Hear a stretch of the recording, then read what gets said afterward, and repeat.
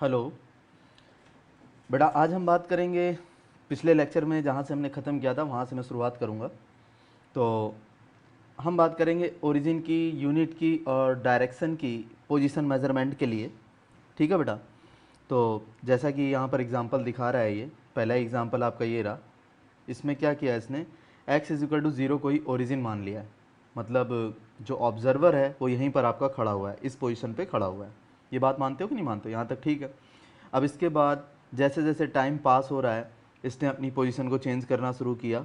80 kilometre गया तो ए position मिल गई, 100 किलोमीटर गया तो बी वाली पोजीशन मिल गई, और अगर 140 किलोमीटर यहाँ से डिस्टेंस इसने कवर करी तो इसको सी पोजीशन मिल गई। तो जैसे जैसे टाइम चेंज हो रहा है ये अपनी पोजीशन को भी चेंज कर रहा है। क्लियर होगी बात?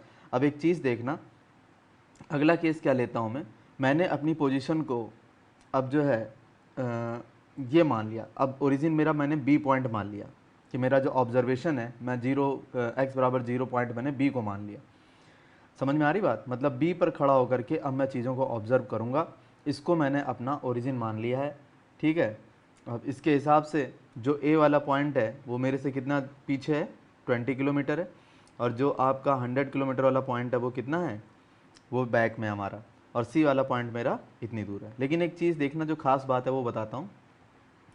ये जो गैप है बी और सी के बीच का कितना है, 40 है।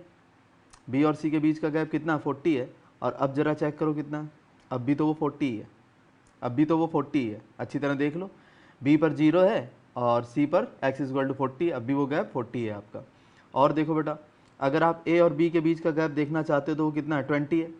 अरे ए 80 पर है और बी आपका 100 पर है, तो 20 का डिफरेंस है।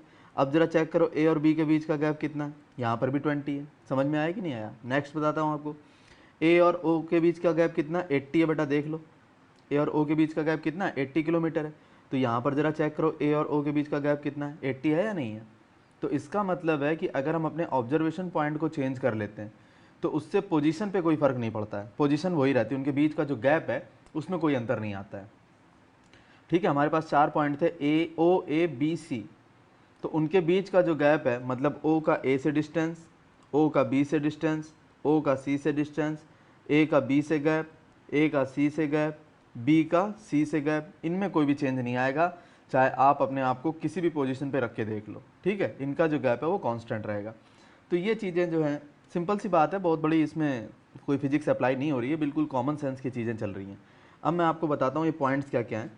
पहला पॉइंट है the origin of the position axis can be shifted to any point on the position axis. बिल्कुल ठीक कह रहा है, आप अपने आप को जो ओरिजिन है वो अपनी पोजीशन एक्सिस पे कहीं भी ले सकते हो। जैसा कि पहले वाले केस में इसने ए पे क्या किया था, ए वाले केस में अपनी पोजीशन को ओ पॉइंट पर रखा है, और दूसरे केस में इसने अपनी पोजीशन को बी वाले पॉइंट पर रखा है। देख रहे हो ना आप, ये जो बी वाला पॉइंट है यहाँ पर इसने रखा हुआ था अपनी पोजीशन को, तो ये किया जा सकता है। सेकंड पॉइंट है the distances measure to the right of the origin of position axis are taken as positive. बिल्कुल ठीक है, जो भी आपकी पोजीशन है, पहले वाले केस में आपकी पोजीशन ये थी, तो इसके राइट में जितनी भी चीज़ें आप मेज़र करोगे सारी कैसी कंसीडर्ड होंगी, पॉजिटिव, और इसके लेफ्ट में जितनी भी होंगी वो कैसी कंसीडर होंगी, निगेटिव। इस वाले केस में आपकी पोजीशन ये थी, इस पोजीशन पर थे आप, तो इसके इस वाली साइड में सारी पोजीशन जो होंगी पॉजिटिव कंसीडर होंगी, और इस तरफ वाली जो भी होंगी वो निगेटिव कंसीडर होंगी। समझ आ गया इतना? कोई दिक्कत नहीं है। अब नेक्स्ट बात करते हैं बेटा, थर्ड पॉइंट देखो इसका, in case of motion along a vertical line y axis the distances measured above the origin of position axis are taken at positive. Very very important. देखो बेटा, ये आपकी एक्सिस है, ये x एक्सिस है और ये y एक्सिस है, और ये वाला जो पॉइंट है इसे ओरिजिन कहते हैं। क्या कहते हैं इसे? ओरिजिन। क्या कहते हैं? ओरिजिन। ये ओरिजिन वाला है। अगर आप इससे ऊपर जा रहे हो तो पॉजिटिव कंसीडर करोगे, और अगर आप इससे नीचे आ रहे हो तो आप इसे कैसा कंसीडर करोगे? निगेटिव। क्लियर है? ये बात इसमें बताना चाहता था ये। फोर्थ पॉइंट इसका क्या है, the distance between the two locations on position axis do not change due to shift in the origin of position axis. ये तो बता ही चुका था। जैसे कि ये आपकी एक लाइन है, ये पॉइंट ए है, ये ए है, ये बी है और ये सी है। एक बार आप अपने आप को यहाँ पोजिशन करो, चाहो तो आप अपने आप को यहाँ पोजिशन करो, चाहो तो आप अपने आप को अगला ये वाला पॉइंट है यहाँ पोजीशन कर सकते हो, बी वाले पॉइंट पर कहीं भी पोजीशन कर सकते हो, आप ओरिजिन को कहीं भी ले सकते हो। ठीक है, मतलब आप जो है अपनी पोजीशन को कहीं भी ले सकते हो, उनके जो बीच का गैप है वो चेंज नहीं होने जा रहा। जो ओ का ए से डिस्टेंस है वो ओ का बी से डिस्टेंस है, और जो ओ का सी से डिस्टेंस है ये किसी भी हालत में चेंज नहीं होगा। आप अपने आप को कहीं भी लोकेट कर लो। Got the idea? ये बात इसमें ये कहना चाहता है। तो बड़ी सिंपल सी चीज़ें हैं, ठीक है, कोई बहुत ज़्यादा टफ बात इसमें नहीं की गई है और सिंपल बातें करी गई हैं जो समझ में आने वाली हैं। इनका यूज़ जो है हमारा न्यूमेरिकल्स के अंदर होगा, वहाँ हम इसको और अच्छी तरह से डिटेल में न्यूमेरिकल को करेंगे तो बिल्कुल क्लियर हो जाएगा। अब बेटा बात करेंगे हम स्केलर क्वांटिटीज़ और स्केलर्स की। क्या होते हैं स्केलर्स? बहुत सारी ऐसी फिजिकल क्वांटिटीज़ होती हैं जिनमें सिर्फ मैग्नीट्यूड होता है और कोई डायरेक्शन नहीं होती है। जैसे मैंने कह दिया टाइम, मैंने टाइम कह दिया, मैंने कह दिया 2 आवर्स, 2 आवर्स, ये एक आपकी स्केलर क्वांटिटी, इसमें डायरेक्शन नाम की कोई चीज़ नहीं है। समझ में आया? तो वो फिजिकल क्वांटिटीज जिनमें सिर्फ मैग्नीट्यूड होता है, डायरेक्शन नहीं होती है। क्लियर होगी बात? जैसे आपका डिस्टेंस हो गया, क्या हो गया? डिस्टेंस। मैंने कह दिया कि पॉइंट ए है और एक पॉइंट आपका कहीं बी है, कहीं भी हो सकता है वो, या छोड़ो ये पॉइंट छोड़ो, आप ऐसा मत लो, आप ऐसा कर लो कि आप ये कह दो 10 मीटर, सिर्फ इतना बोल दो 10 मीटर। तो 10 मीटर आपको सिर्फ मैग्नीट्यूड दे रहा। अब आपको ये नहीं बता रहा 10 मीटर क्या, 10 मीटर कोई चीज़ मेज़र कर रहे हो, या 10 मीटर कहीं कवर कर रहे हो, या 10 मीटर की कोई चीज़ लेके आ रहे हो, क्या कर रहे हो, आपको ये कुछ भी नहीं मालूम है। सिर्फ आपको ये मालूम है कि उसने ये बोला है 10 मीटर, तो ये सिर्फ मैग्नीट्यूड है। उसने कहा 2 आवर्स, तो सिर्फ आपको टाइम दिया है, मैग्नीट्यूड दिया और कुछ भी नहीं बताया। मान लो उसने कह दिया वॉल्यूम, कह दिया वॉल्यूम, उसने बता दिया किसी चीज़ का वॉल्यूम है 20 लीटर। कितना है? 20 लीटर, तो सिर्फ मैग्नीट्यूड है। 20 लीटर की कोई डायरेक्शन हो सकती है क्या? तो all those physical quantities which do not have any direction but magnitude only are known as scalar quantities and these are called scalars. Got the idea? तो सिर्फ मैग्नीट्यूड होगा, डायरेक्शन नहीं होगी, उसको कहेंगे स्केलर। वेक्टर इसके जस्ट अपोजिट है। Vector में क्या कहानी होती है? इसमें बेटा मैग्नीट्यूड तो होता ही होता है, डायरेक्शन भी होती है। समझ में आया कि नहीं? इसमें डायरेक्शन भी होती है, जबकि स्केलर्स में सिर्फ क्या होता है? मैग्नीट्यूड होता है। जैसे एग्जांपल देता हूँ, इसमें मैग्नीट्यूड कितना है 2, इसमें मैग्नीट्यूड कितना है 10, इसमें मैग्नीट्यूड कितना है 20। ठीक है, ये मैग्नीट्यूड है आपका। क्या चीज़ है? मैग्नीट्यूड। डायरेक्शन की कोई बात नहीं है, ठीक है, तो इसको स्केलर बोलेंगे। जबकि कुछ फिजिकल क्वांटिटीज़ ऐसी होती हैं जिनमें मैग्नीट्यूड भी होता है और डायरेक्शन भी होती है। जैसे एग्जांपल देता हूँ, मैंने कह दिया फोर्स है, कितना है? फोर्स कितना है? 100 न्यूटन का, 100 न्यूटन का फोर्स। तो फोर्स तो बेटा किसी पर्टिकुलर डायरेक्शन में ही काम करता है। 100 न्यूटन फोर्स अगर बोल के छोड़ दोगे तो फौरन क्वेश्चन में आएगा फोर्स कर क्या रहा है, कहाँ काम कर रहा है। तो मैंने ऐसा कहा कि जैसे मान लो ये आपकी एक टेबल है और इस टेबल पर ये एक ऑब्जेक्ट रखा हुआ है, ठीक है, तो ये ऑब्जेक्ट जो फोर्स जनरेट करेगा, आपको पता होना चाहिए, ऑब्जेक्ट जो फोर्स जनरेट करेगा वो डाउनवर्ड करेगा, तो फोर्स की एक पर्टिकुलर डायरेक्शन होगी। और ये जो टेबल है, ये ऑब्जेक्ट पे फोर्स लगाएगी अपवर्ड डायरेक्शन में। तो फोर्स में डायरेक्शन होती है और मैग्नीट्यूड भी होता है। अब 100 न्यूटन क्या हो गया इसमें? ये हो गया मैग्नीट्यूड। क्या चीज़ हो गई ये? मैग्नीट्यूड हो गया। और इसकी डायरेक्शन अपवर्ड हो सकती है, किधर हो सकती है? अपवर्ड हो सकती है, या ये डाउनवर्ड हो सकती है। कैसी हो सकती है? नीचे की तरफ, डाउनवर्ड भी हो सकती है, या फिर ये किसी पर्टिकुलर डायरेक्शन में हो सकती है, इस डायरेक्शन में हो सकती है, या ये ईस्ट डायरेक्शन में हो सकती है, या ये वेस्ट डायरेक्शन में हो सकती है, ये किसी भी डायरेक्शन में आएगा। तो वो फिजिकल क्वांटिटीज़ जिनके अंदर मैग्नीट्यूड भी हो और डायरेक्शन भी हो, उसको क्या बोलते हैं? वेक्टर क्वांटिटी बोलते हैं। Got the idea? जैसे डिस्प्लेसमेंट है, आपका एक एग्जांपल दे रहा हूँ, डिस्प्लेसमेंट। तो डिस्प्लेसमेंट कैसी क्वांटिटी है? डिस्प्लेसमेंट वेक्टर क्वांटिटी है। जैसे आप ए से बी की ओर गए, तो मान लो आपने 150 मीटर कवर किया। कितना कवर किया? 150 मीटर कवर किया, और एक खास डायरेक्शन में चलना पड़ेगा आपको ए से बी की तरफ। तो डायरेक्शन की इसमें इंपॉर्टेंस है। अगर आप डिस्प्लेसमेंट निकालो, डिस्प्लेसमेंट का मतलब आप ए से बी की तरफ जाना चाहते हो। कहाँ जाना चाहते हो? आप ए से बी की तरफ जाना चाहते हो, तो आपको एक खास डायरेक्शन में चलना पड़ेगा। और कितना चलना होगा? 150 मीटर। तो 150 यहाँ पर क्या हो गया बेटा? यहाँ पर 150 तो हो गया आपका जा करके मैग्नीट्यूड, और आपने अपने आप को किधर डायरेक्शन दे रखी है? आपने अपने आप को डायरेक्शन दे रखी है इस तरफ, ए से बी की तरफ। तो डायरेक्शन भी है और मैग्नीट्यूड भी है, तो डिस्प्लेसमेंट कैसी क्वांटिटी हो गई? ये एक वेक्टर क्वांटिटी हो गई। तो इसमें आपको क्या करना है? आपको पता होना चाहिए वेक्टर क्या होता है, वेक्टर की आपको डेफिनेशन पता होनी चाहिए। वेक्टर को लिखते कैसे हैं, अब ये बता देता हूँ। वेक्टर को लिखने का बड़ा सिंपल मेथड है। जैसे मैंने कहा displacement is a vector, displacement, D for displacement, और ये वेक्टर क्वांटिटी है, तो मैं यहाँ एरो लगा दूंगा। क्या लगा दूंगा, एरो लगा दूंगा। क्लियर होगी बात। जैसे मान लो मैंने कहा वेलोसिटी, वेलोसिटी एक वेक्टर क्वांटिटी है तो मैं इसके ऊपर एक छोटा सा एरो लगा दूंगा। मैंने कहा फोर्स, फोर्स एक वेक्टर क्वांटिटी है तो मैं इसके आगे एरो लगा दूंगा। मैंने कहा इलेक्ट्रिक फील्ड, इलेक्ट्रिक फील्ड एक वेक्टर क्वांटिटी है, मैं इसके ऊपर एरो लगा दूंगा। मैंने कहा एक्सेलरेशन, एक्सेलरेशन भी आपकी जो है वेक्टर क्वांटिटी है, मैं इसके ऊपर एरो लगा दूंगा। तो जो भी चीज़ वेक्टर होगी तो उसका सिंबल लिख के मैं उसके ऊपर एक एरो लगा दूंगा। या एक दूसरा मेथड भी है वो बताता हूँ। दूसरा मेथड क्या है बेटा वो देखो। दूसरा मेथड है, अगर आप किसी भी फिजिकल क्वांटिटी को वेक्टर फॉर्म में लिखना चाहते हो, जैसे मान लो डिस्प्लेसमेंट है, तो आप उसको बोल्ड लेटर में लिख दो। ये डिस्प्लेसमेंट हो गया, ये वेलोसिटी हो गई, ये फोर्स हो गया, ये इलेक्ट्रिक फील्ड हो गई। मोटे मोटे अक्षरों में लिख दो, मोटे लेटर्स में लिख दो, तो भी आपका ये वेक्टर बन जाएगा। Got the idea. ये बात समझ में आती है कि नहीं आती। तो आपको वेक्टर लिखने के दो मेथड है, या तो आप स्मॉल लेटर्स में लेकर के, बोल्ड मत लिखो, स्मॉल लिखो और उनके ऊपर एरो लगा दो, जैसा कि मैंने आपको दिखाया, vector D, vector V, vector F, vector ई।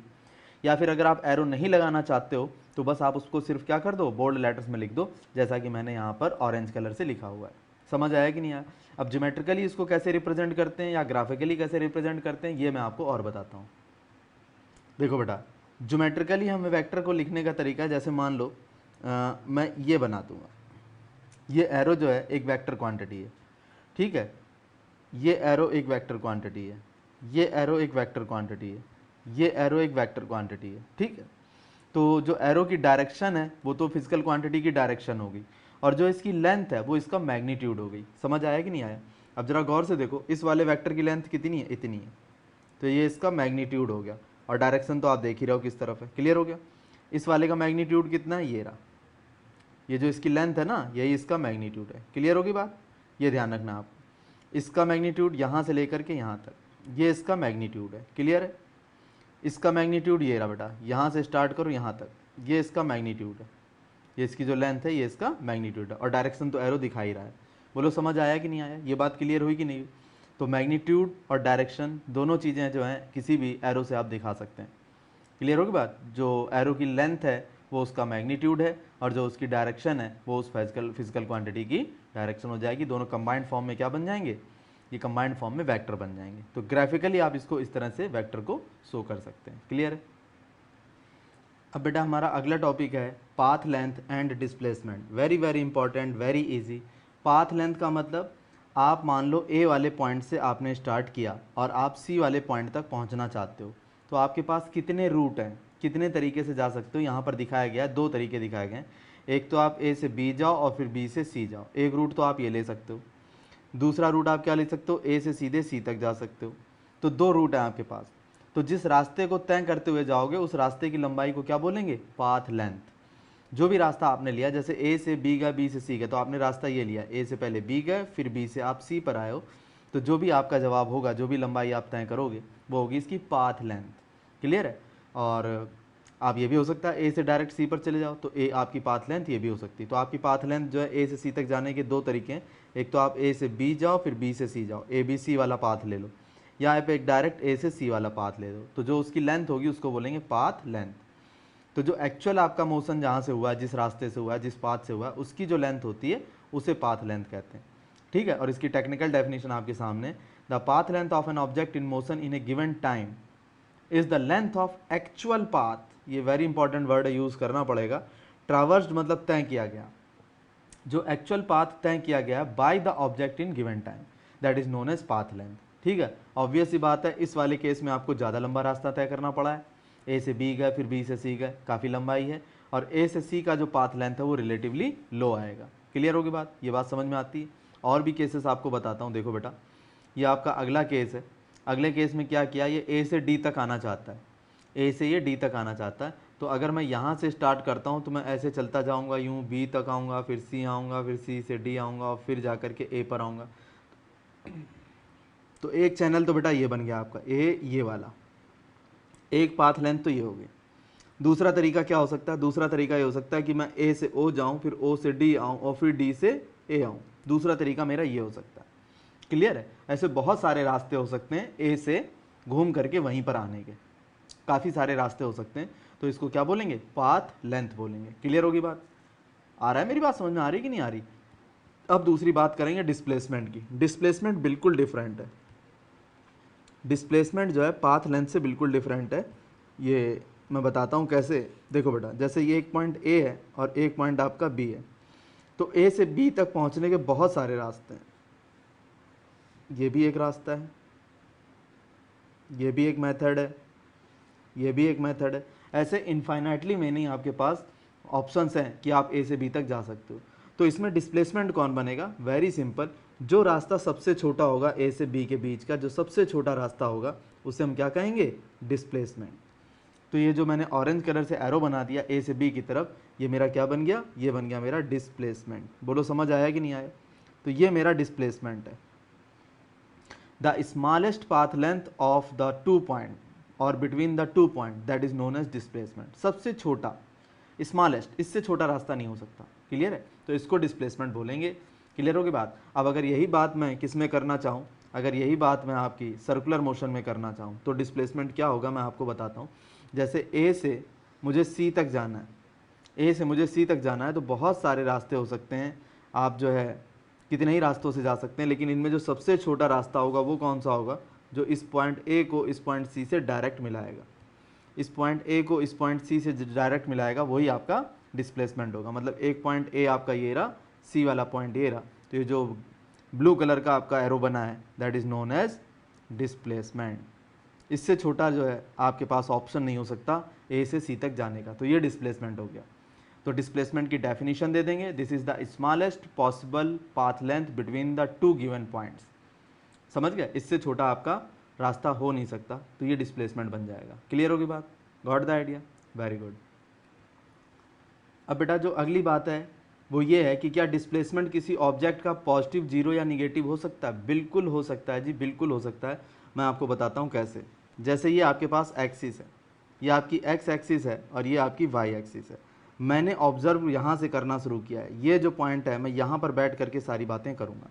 तो ऑब्वियस ही बात है, अगर मैं इस डायरेक्शन में जाऊँगा तो मैं पॉजिटिव कंसीडर करूँगा, अगर मैं इस पाथ पर जाऊँगा तो मैं निगेटिव कंसीडर किया जाऊँगा। ये तो आपको कोऑर्डिनेट ज्योमेट्री में सिखाया गया है। क्लियर होगी बात? तो अगर मेरा रास्ता कुछ इस तरह का हुआ तो ये सारे के सारे डिस्प्लेसमेंट मेरे कैसे होंगे? पॉजिटिव होंगे। कैसे होंगे? पॉजिटिव होंगे। और अगर मैं यहीं पर आ गया, अगर मैं इसी पॉइंट पर आकर के खड़ा हो गया तो मेरा डिस्प्लेसमेंट जीरो है, और अगर मैं इस तरफ गया तो मेरा डिस्प्लेसमेंट कैसा हो जाएगा? निगेटिव हो जाएगा। क्लियर होगी बात? तो इससे एक चीज़ तो क्लियर हो गई आपकी, वो क्या है मैं बताता हूँ कि अगर कोई पॉइंट इस तरफ है, मान लो ए पॉइंट ये है ए, तो उसकी ओ से जो डिस्प्लेसमेंट है वो कैसी कंसीडर होगी? ओ ए जो डिस्प्लेसमेंट आएगा वो हमारा कैसा होगा? पॉजिटिव होगा। और अगर एक पॉइंट ये बी है आपका, ओ से लेकर बी तक, तो ये ओ बी वैक्टर कैसा आएगा आपका? डिस्प्लेसमेंट ओ बी कैसा आएगा? ये निगेटिव कंसीडर किया जाएगा। और अगर ओ ओ वैक्टर की मैं बात करूँ तो ये क्या आ जाएगा? जीरो। ये आपका जीरो भी हो सकता है। तो डिस्प्लेसमेंट जीरो भी हो सकता है, पॉजिटिव भी हो सकता है, निगेटिव भी हो सकता है। दूसरी चीज़ बताता हूँ आपको, मान लो कोई मोशन इस तरह से हुआ, कोई मोशन इस तरह से हुआ कि ऑब्जेक्ट ये इस तरह से घूमता घूमता जो है वापस यहीं पर आ गया, जहाँ से चला था वहीं वापस आ गया। तो ओ जो वेक्टर आएगा उसका मतलब क्या है? ये वाला पॉइंट होता है इनिशियल पॉइंट। क्या पॉइंट होता है? इनिशियल पॉइंट, जहाँ से आप चलना शुरू करते हो। और ये होता है आपका फाइनल पॉइंट, जहाँ पर अपना चलना आप बंद करते हो, या जहाँ तक आप चीज़ों को ऑब्जर्व कर रहे हो। ठीक है? तो मैं चला कहाँ से? ओ से, और मैं पहुँचा कहाँ पर? ओ पर। मैं सिर्फ इस वाले केस की बात कर रहा हूँ, ऑरेंज वाले केस की बात। तो ओ से चला, ओ पर वापस आ गया, तो मेरा इनिशियल पॉइंट भी वही है, मेरा फाइनल पॉइंट भी वही है। तो मेरा डिस्प्लेसमेंट कितना आ जाएगा? जीरो आ जाएगा। और अगर मैं बात करता हूँ ए बी, ओ ए की, किसकी बात करता हूँ? ओ ए की, तो ये मेरा क्या है? इनिशियल पॉइंट है, ये मेरा क्या है? फाइनल पॉइंट है। क्लियर होगी बात? तो ये मेरा डिस्प्लेसमेंट हो जाएगा। समझ आया कि नहीं आया? तो डिस्प्लेसमेंट पॉजिटिव भी पॉसिबल है, निगेटिव भी पॉसिबल है, और जीरो भी पॉसिबल है। जीरो कब पॉसिबल है? कि जिस पॉइंट से आप चलना शुरू करा था आपने, उसी पर वापस आ गए। किसी भी तरीके से आओ, इससे कोई लेना देना नहीं। आपने रास्ता कोई भी लिया हो, इससे इसका कोई लेना देना नहीं। बस तो डिस्प्लेसमेंट सिर्फ एक चीज़ पे नज़र रखता है कि आप चले कहाँ से थे और अब फाइनली कहाँ पर पहुँचे हो। समझ में आ रही बात? जैसा कि मैंने आपको वहाँ बताया था कि जैसे ए पॉइंट है और ये बी पॉइंट है, इस तक जाने के बहुत रास्ते हैं, आप कैसे घूम घूम करके यहाँ पहुँचो, इससे इस बात का कोई लेना देना नहीं है। आप कैसे ही पहुँचो ए से बी तक, इसका कोई लेना देना नहीं है। बस ये क्या कहता है, आप चले कहाँ से थे? ए से। आप पहुँचे कहाँ पर? बी पर। ख़त्म बात। समझ गए? इनके बीच की जो मिनिमम लेंथ है that is known as displacement. Got the idea? तो जीरो भी पॉसिबल है, पॉजिटिव भी पॉसिबल है, निगेटिव भी पॉसिबल है। जीरो कब पॉसिबल है? जब जहाँ से चले थे वहीं पर आ गए।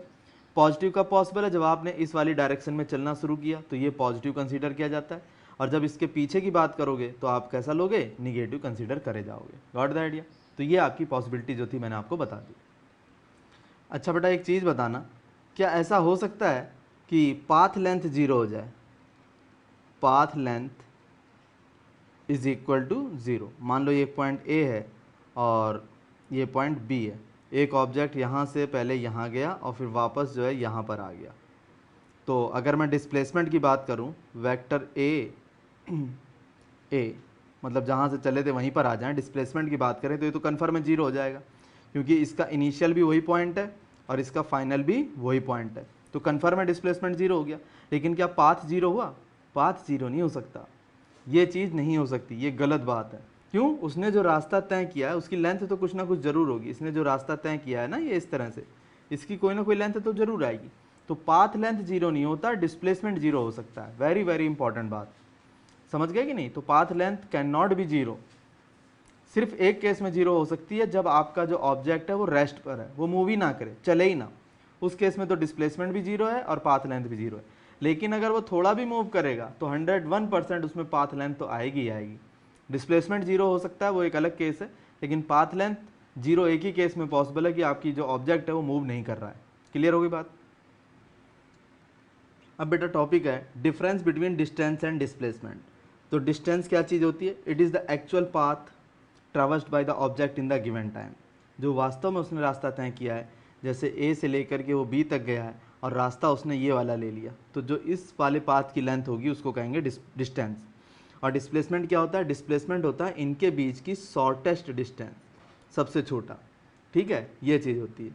तो एक पॉइंट तो ये क्लियर हो गया। सेकंड, ये एक स्केलर क्वांटिटी है, मैंने कह दिया 10 मीटर की लेंथ, क्या कह दिया मैंने, कहा भाई 10 मीटर बोल दिया, तो 10 मीटर आपका इधर भी हो सकता है, वो इधर भी हो सकता है, वो इधर भी हो सकता है, वो इधर भी हो सकता है, वो कहीं भी हो सकता है।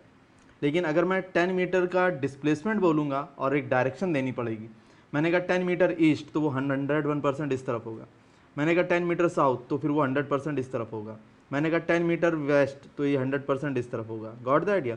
तो उसमें एक डायरेक्शन जरूर होगी, क्लियर है।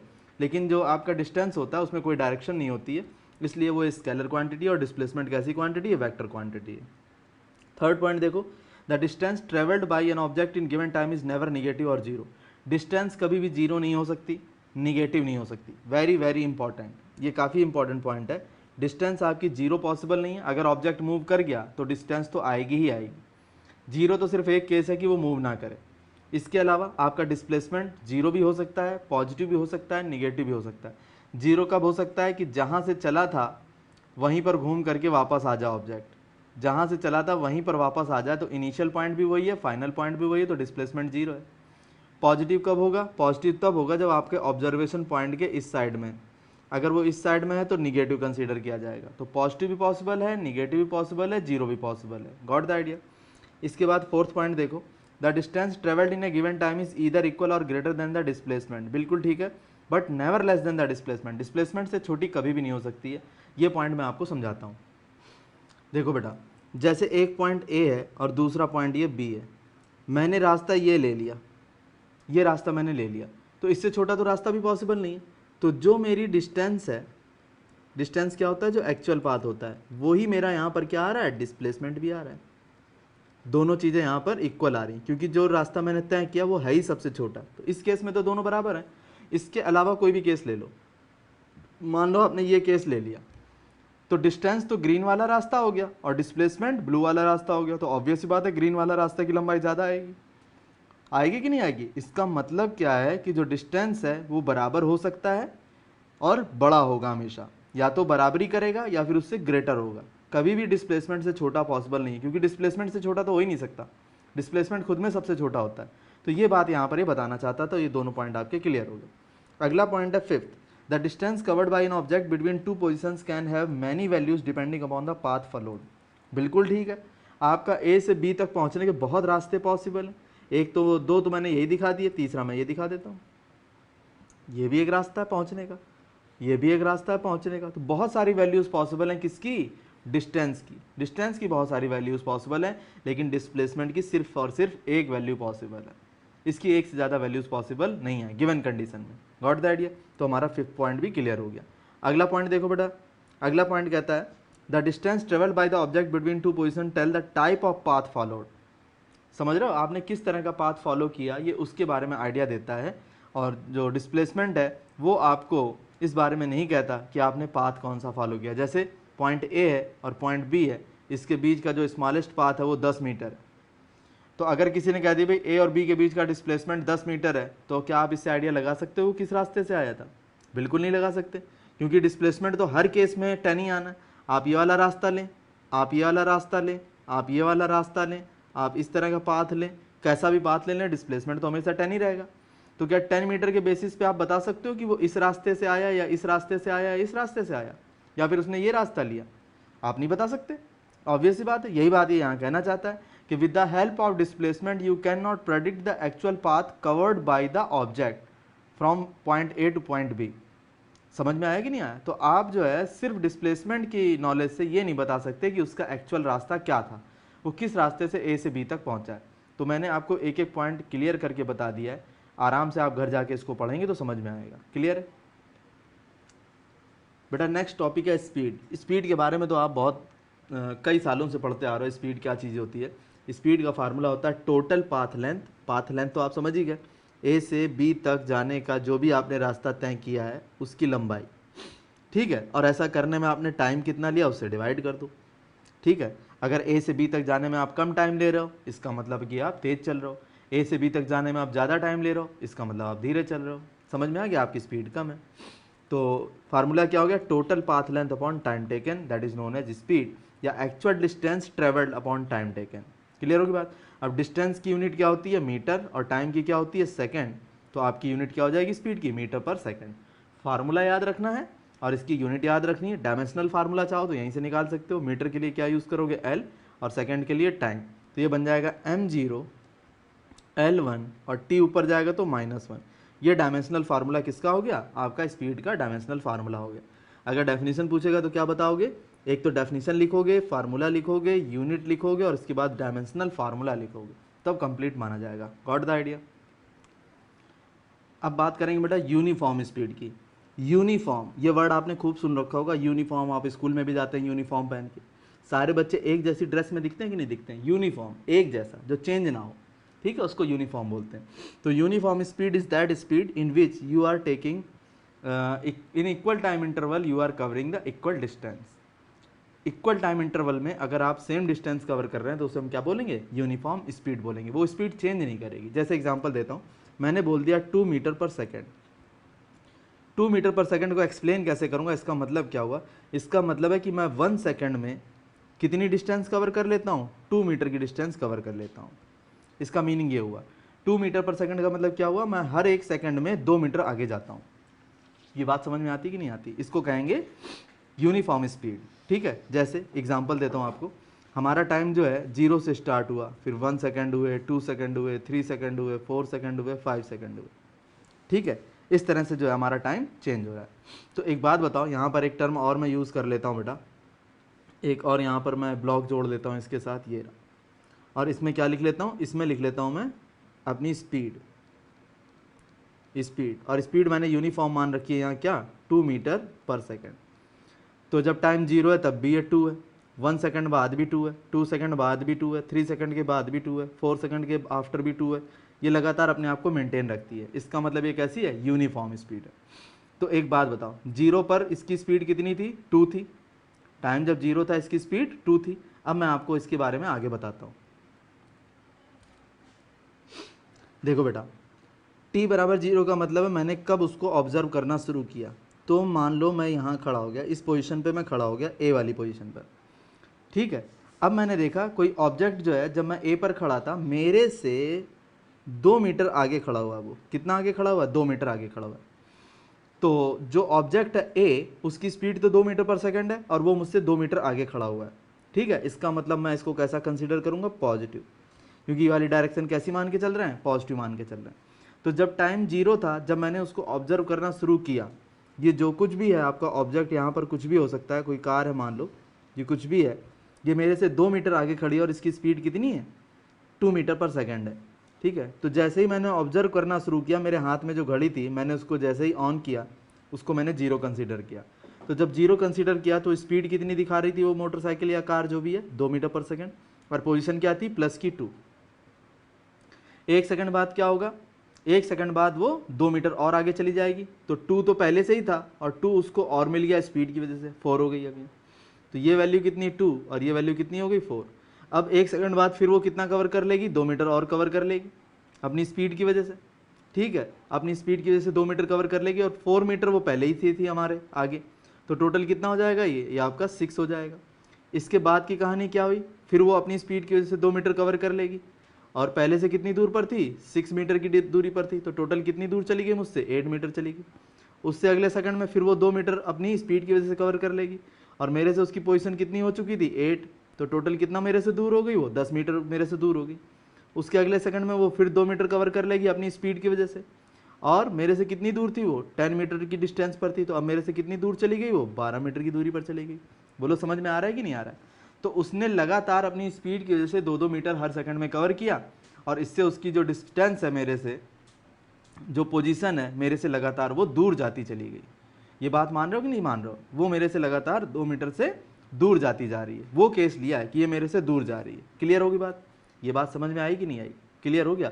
तो आपका जो है, चाहो तो यहाँ से ग्राफ भी बना सकते हो। ठीक है, ग्राफ बना सकते हो आप कैसे, इस तरफ तो आप टाइम रीड कर लो और इस तरफ आप पोजीशन रीड कर लो। तो 0 पर उसकी पोजीशन क्या है बेटा, जब टाइम 0 था तो उसकी पोजीशन थी 2 मीटर। 1 सेकंड बाद, फिर 2 सेकंड बाद, फिर 3 सेकंड बाद, फिर 4 सेकंड बाद उसकी पोजीशन देखो, 1 सेकंड बाद वो 4 पर है, 2 सेकंड बाद वो 6 पर है, 3 सेकंड बाद वो 8 पर है। तो इनको अगर आप मिला दोगे तो आपका ग्राफ तैयार हो जाएगा। ये पोजीशन टाइम ग्राफ तैयार हो जाएगा आपकी उस गाड़ी का जिसकी स्पीड कैसी है, यूनिफॉर्म स्पीड है। इसके बारे में हम अगले लेक्चर में बहुत डिटेल में बात करेंगे, एक एक चीज़ बताने की कोशिश करूँगा जिससे आपको बिल्कुल ये क्लियर हो जाएगा। Got the idea, thank you.